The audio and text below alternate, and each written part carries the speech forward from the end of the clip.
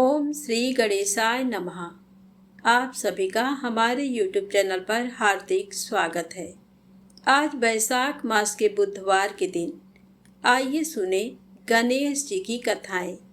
इन कथाओं को सुनने से विघ्न बाधा दूर होते हैं, समस्त मनोकामनाएं पूर्ण होती हैं।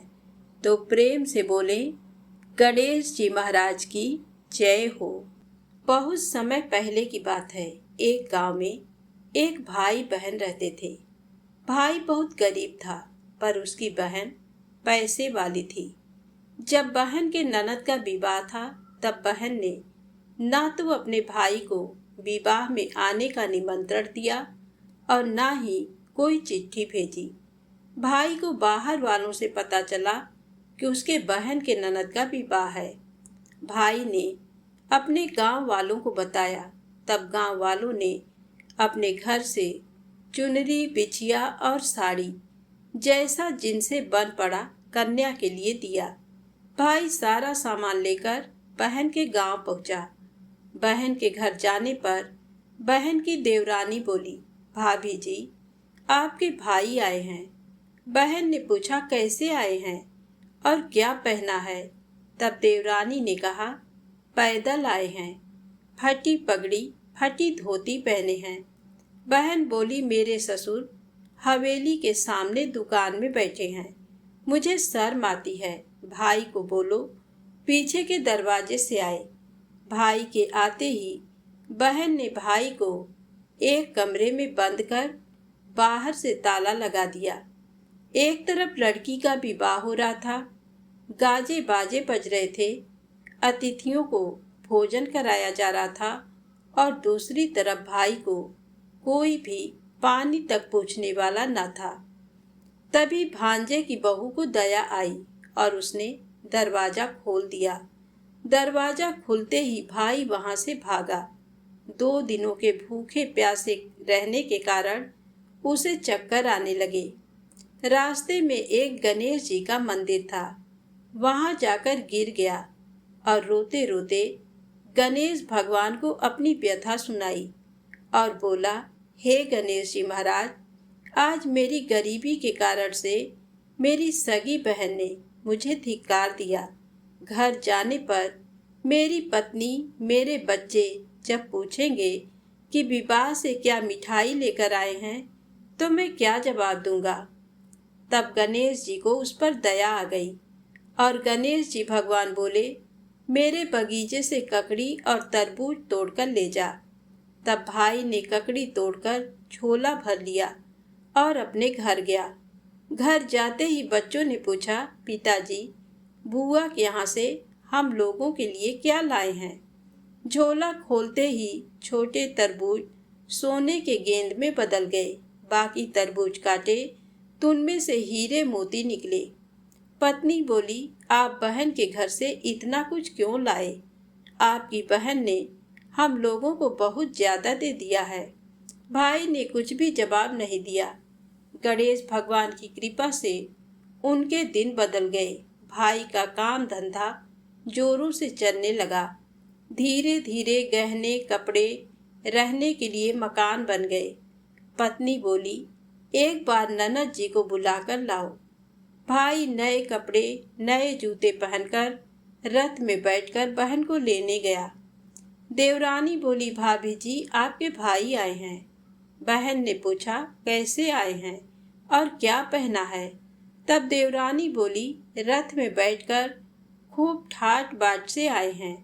बहन बोली, मेरे भाई को बोलो कि हवेली के सामने से आए, मेरे ससुर, देवर, जेठ देखेंगे। भाई का बहन ने खूब स्वागत किया। भाई बोला, बहन, मैं तुम्हें लेने आया हूँ। तब बहन ने कहा, मुझे भी बहुत दिन हो गए हैं, चलो मैं चलती हूँ। भाई बहन को लेकर अपने घर आया। भाई और उसकी पत्नी ने बहन का खूब आदर सत्कार किया। जो चीजें मांगी सब बनवा कर दिया। बहन बोली, भाई, मुझे एक जूती चाहिए। तब भाई ने मोची को बुलाया और कहा, मेरी बहन के लिए ऐसी जूती बनाओ जो मुंह से बोले। भाई ने भाई ने बहन को बहुत सारा धन देकर विदा किया, पर अभी तक वह जूती नहीं आई थी। बहन रवाना होने लगी, तभी मोची जूतियां लेकर आया। बहन के जूती पहनते ही जूतियां बोली, निर्धन भाई की पैसे वाली बहन, गणेश जी का बगीचा नहीं होता तो आज क्या करती। बहन तब भाई की पत्नी से पूछा, ये कहाँ से आवाज आ रही है। तभी भाई ने कहा, सुबह का समय है, कोई जीव जंतु बोल रहे होंगे। भाई ने घोड़े गाड़ी को जल्दी जाने को कहा। बहन के जाते ही पत्नी जिद करके बैठ गई कि जूतियां क्या बोल रही थी। तब पति ने अपनी पूरी आपबीती सुनाई कि कैसे बहन ने मुझे 2 दिन भूखा रखा, कमरे में बंद कर दिया था। भांजे की बहू ने दरवाजा खोला, तब मैं बाहर आया और गणेश जी के शरण में जा पहुंचा। गणेश जी की कृपा से हमारे दिन बदले हैं। उसने अपने पत्नी को सारी बात बताई। तब पत्नी बोली, अगर मुझे मालूम होता तो मैं आपकी बहन को कुछ नहीं देती। मेरा दिया हुआ सब कुछ वापस लेकर आओ। तब पति बोला, गणेश भगवान ने हमें सब दिया है। अगर वह मुझे भूखा प्यासा कमरे में बंद नहीं करती तो मैं गणेश भगवान के मंदिर में क्यों जाता।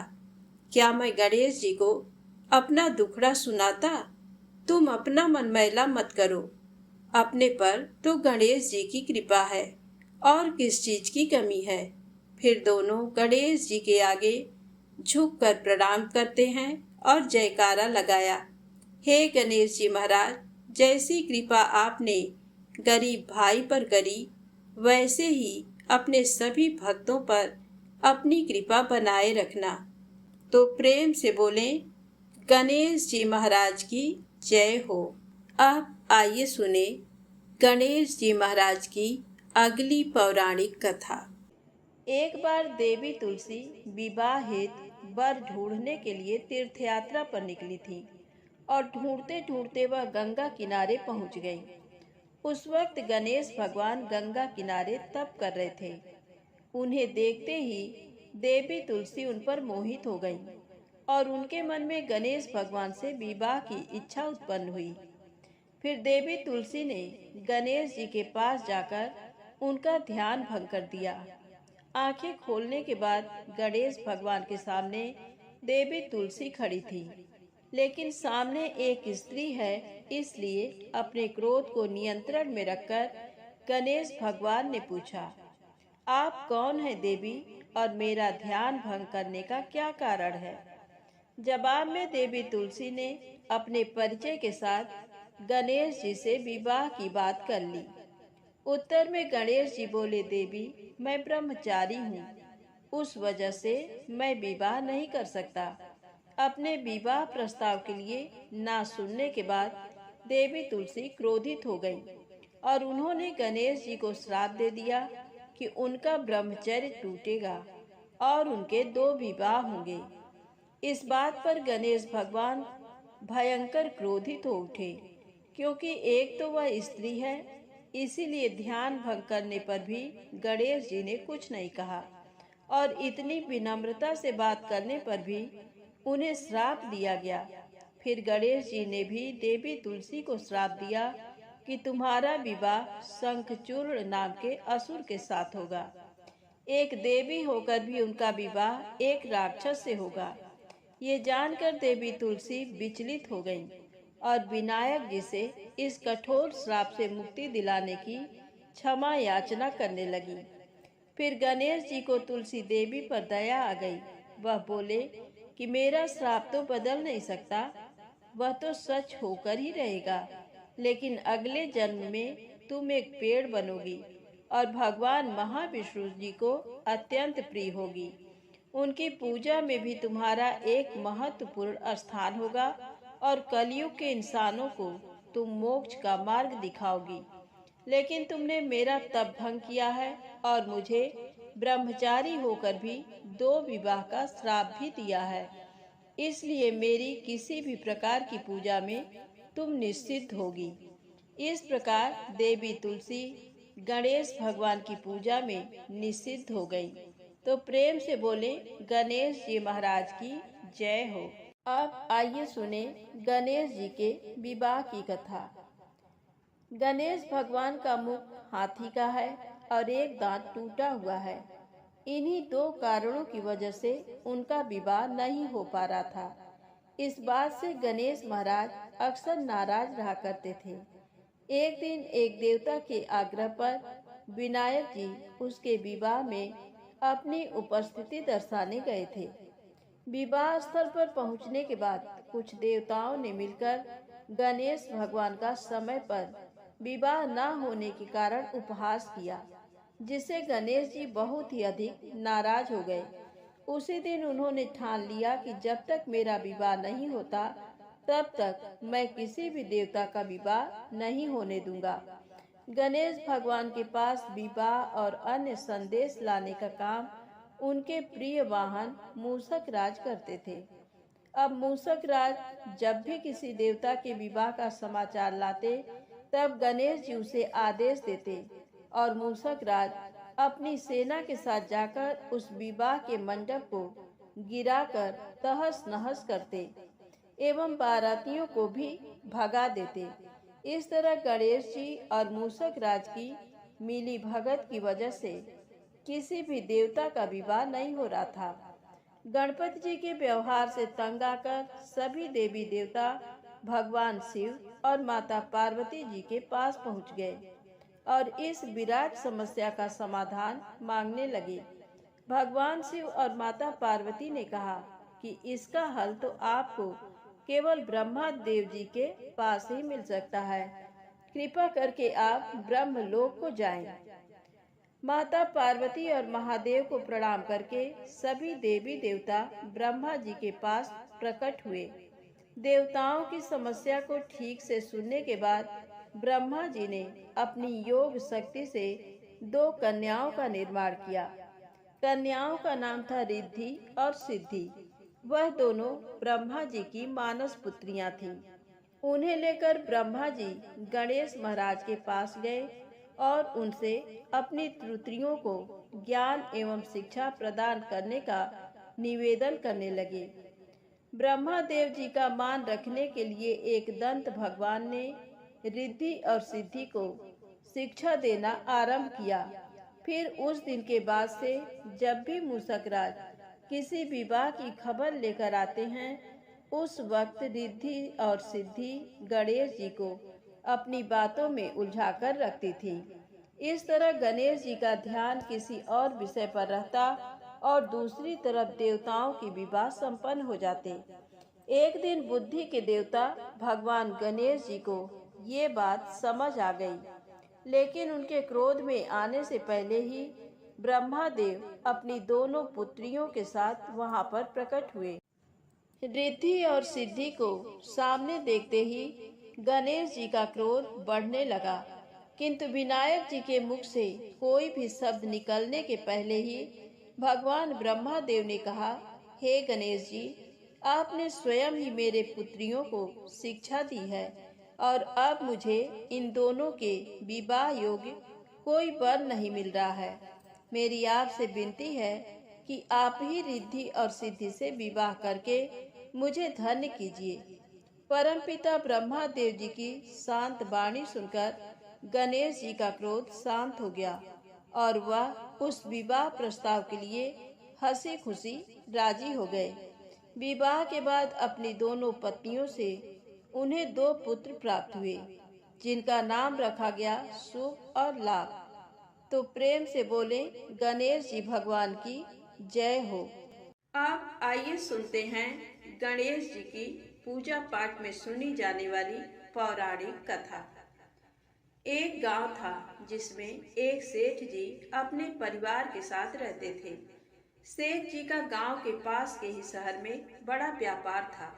सेठ जी गणेश जी की पूजा श्रद्धा एवं विश्वास से करते थे, जिससे सेठ जी के घर में अन्न धन के भंडार सदैव ही भरे रहते थे। उनके जीवन में किसी भी प्रकार की कोई कमी नहीं थी। नित्य प्रतिदिन नियम अनुसार रोज वो नदी पर नहाने जाते और आकर गणेश जी की पूजा करते, उन्हें भोग लगाते, फिर स्वयं भोजन करते थे। ये बात सेठानी जी को अच्छी नहीं लगती थी। वो धार्मिक नहीं थी और ईश्वर में इतना विश्वास नहीं रखती थी। एक बार सेठानी जी ने सोचा कि ये इतना गणेश जी को मानते हैं, गणेश जी की पूजा करते हैं, इससे होता क्या है। आज तो देखती हूँ वो कैसे गणेश जी की पूजा करते हैं। अगले दिन जब सेठ जी नदी पर नहाने जाते हैं तो सेठानी जी गणेश जी की मूर्ति को उठाकर मूर्ति को कपड़े से ढककर बगीचे में जमीन में दबा देती हैं। जब सेठ जी नदी पर से नहाकर घर आते हैं और देखते हैं कि गणेश जी की मूर्ति तो मंदिर में नहीं है, तो वो सेठानी से पूछते हैं, गणेश जी की मूर्ति मंदिर में नहीं है, कहाँ गई। तो सेठानी जी बोलती हैं, मुझे नहीं मालूम, मूर्ति को घर में बहुत ढूंढते हैं उस दिन, क्योंकि वो गणेश जी को भोग नहीं लगा पाए थे। इसके लिए सेठ जी ने अन्न जल का भी त्याग कर दिया और गणेश जी से प्रार्थना करने लगे कि हे प्रभु, लगता है आप मुझसे रुष्ट हो गए हो और कहीं चले गए हो। आप अपनी कृपा दृष्टि मुझ पर बरसाइए प्रभु, मुझे दर्शन दीजिए। सेठ जी ने मन ही मन सोचा कि अब से जब तक आप मुझे मिल नहीं जाते, मुझे दर्शन नहीं दे देते, तब तक मैं अन्न जल का त्याग करता हूँ। वो दिन पूरा निकल गया। रात्रि में सेठ जी की भक्ति से प्रसन्न होकर गणेश जी भगवान ने स्वप्न में भगवान एक छोटे से चूहे के साथ खेल रहे होते हैं और चूहे को खाने को लड्डू देते हैं। चूहा लड्डू लेकर बगीचे में जाता है और जमीन को खोदता है और लड्डू वहीं डाल देता है। अचानक सेठ जी की नींद खुल जाती है। सेठ जी बगीचे में जाते हैं और वहीं खोदते हैं जहां उन्होंने सपने में देखा था, और वहीं से उनको थोड़ी सी जमीन खोदने पर कपड़े में लिपटे हुए गणेश जी की मूर्ति मिलती है। सेठ जी गणेश जी की मूर्ति की पूजा करके उनको यथास्थान स्थापित करते हैं और सेठानी के पूछने पर सारा वृत्तांत उन्हें सच सच बताते हैं। बात को जानकर सेठानी जी को आश्चर्य होता है और सेठानी जी मन ही मन श्रद्धा एवं विश्वास से गणेश जी भगवान की भक्त बन जाती हैं और सेठ जी से कहती हैं कि मुझसे बड़ा भारी अपराध हो गया है। अब हम दोनों पति पत्नी प्रेम सहित गणेश जी भगवान की आराधना करेंगे एवं उनकी पूजा में कभी कोई कमी नहीं आने देंगे। ये सुनकर सेठ जी अत्यधिक प्रसन्न हो जाते हैं और दोनों पति पत्नी गणेश जी भगवान को धन्यवाद करते हैं। अपनी अनुकंपा सेठ सेठानी के समान ही हम सभी पर बनाए रखना। कहानी सुनने वालों पर भी, कहानी कहने वालों पर भी सभी मनोकामनाएं पूर्ण करना। प्रेम से बोलो गणेश जी महाराज की जय हो। अब आइए सुनते हैं गणेश जी की पौराणिक कथा। बहुत समय पहले की बात है। एक दिन गणेश जी धरती पर सैर कर रहे थे। सैर करते करते वह एक अनाज के खेत में पहुंच गए और भूख लगने के कारण उन्होंने उस खेत में से 12 अनाज के दाने तोड़कर खा लिए। वह खेत सेठ धनी राम जी का था। कुछ समय बाद विनायक जी को अपने किए पर पछतावा होने लगा, क्योंकि उन्होंने सेठ जी को बिना पूछे ही उनके खेत से अनाज चुरा लिया था। फिर गणेश जी ने सोचा कि अपने किए बुरे कर्म का प्रायश्चित तो करना ही पड़ेगा। इसीलिए उन्होंने सेठ जी के यहाँ 12 साल के लिए नौकरी करने की ठान ली।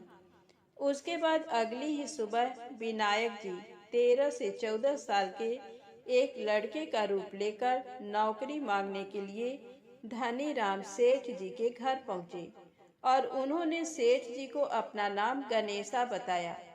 विनायक भगवान की बुद्धिमानी की परीक्षा लेने के बाद सेठ जी ने खुशी खुशी नौकरी भी दे दी। अब गणेश भगवान एक सामान्य मनुष्य के रूप में सेठ जी के ही घर पर रहने लगे। एक दिन सेठ जी की पत्नी शाम के समय घर का काम खत्म करने के बाद राख से हाथ धोने जा रही थी। ये देख गणेश जी ने सेठानी जी के हाथ पकड़कर जबरदस्ती मिट्टी से हाथ धुलवा दिए। गणेश की इस हरकत से सेठानी आग बबूला हो गई और उन्होंने सेठ जी के कमरे में जाकर गणेश जी की शिकायत कर दी। सेठानी से सब कुछ सुनने के बाद सेठ धनी राम ने गणेशा को बुलाया और इस हरकत का कारण पूछा।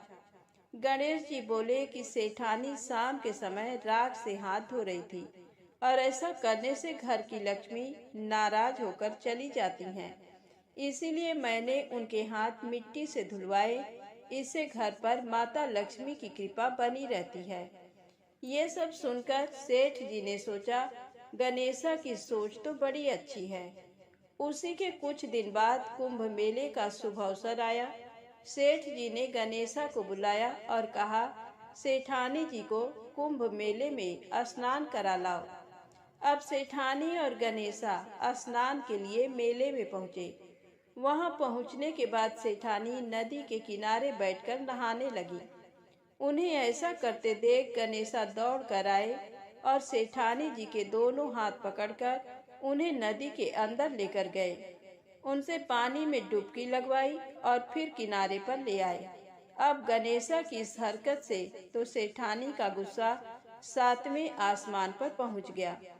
सेठानी जी घर आते आते पूरे रास्ते गणेशा को ताने पर ताने मार रही थी, लेकिन गणेश भगवान सब कुछ शांति से सुन रहे थे। घर आते ही सेठानी ने सेठ जी के पास फिर से गणेशा की शिकायत कर दी। सेठ जी ने तुरंत ही गणेशा को बुलाया और पूछा, तुमने ऐसा क्यों किया? गणेश जी बोले, सेठ जी, सेठानी नदी के किनारे बैठकर गंदे पानी से नहा रही थी। मैंने इनको बीच नदी में ले जाकर साफ पानी में डुबकी लगवाई।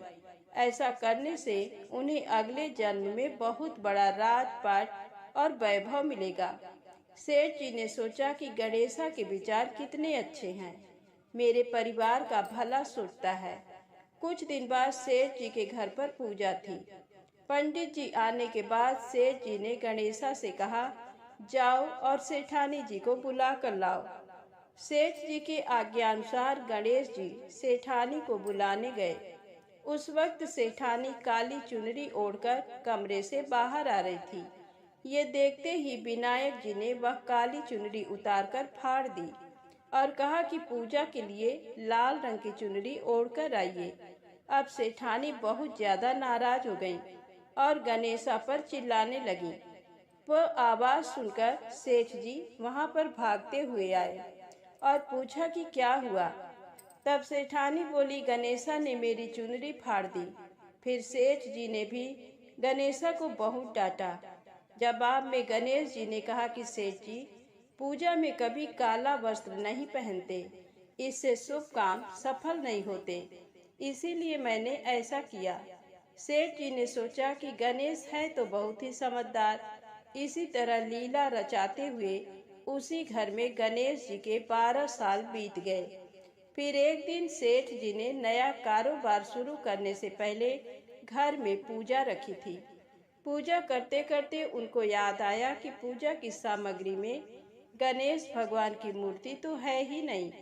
तब उन्होंने अपने नौकर गणेशा को पूजा घर से भगवान विनायक जी की मूर्ति लाने के लिए कहा। गणेशा बोला कि मुझे ही मूर्ति समझकर पूजा में विराजमान कर लो, आपके सारे शुभ काम सफल हो जाएंगे। ये बात सुनकर सेठ जी गुस्सा हो गए और बोले, गणेशा, तुम अभी तक सेठानी से मजाक करते थे, अब मुझसे भी करने लगे हो। उत्तर में गणेश जी ने मुस्कुराते हुए कहा, नहीं सेठ जी, मैं मजाक नहीं कर रहा, मैं सत्य वचन कह रहा हूँ। इतना कहने के बाद नौकर गणेश ने अपना असली भगवान स्वरूप धारण कर लिया। साक्षात गणेश भगवान को सामने देखते ही सेठ और सेठानी उनके चरणों में लीन हो गए और उन्होंने अपनी पूजा संपन्न कर ली। उसके पश्चात गणेश जी देखते ही देखते अंतर ध्यान हो गए। बाद में सेठ और सेठानी को बहुत पछतावा होने लगा कि स्वयं भगवान हमारे घर नौकरी कर रहे थे और हमने उनके साथ कितना बुरा व्यवहार किया, उनसे बहुत सारा काम कराया। ये सोच सोचकर दोनों दुखी होने लगे।